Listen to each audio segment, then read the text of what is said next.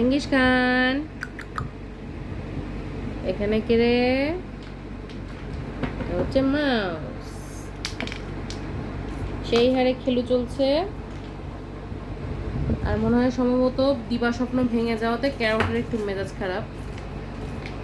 Carrot তাকাবেই না এখন সে রাগের ঠেলায়। মাউস মিয়া খেলা বাদ দিয়ে একটু বসলো আর সবকিছু পর্যবেক্ষণ করছে আমাদের সিনিয়র পামকিন রানী। একে ভালো করে খেলা শিখিয়ে দাও ভাগ্নেকে, ভাগ্নে ভালো মতো খেলা পারে না। এই তো আমি বলতেই শেখাতে চলে আসছে।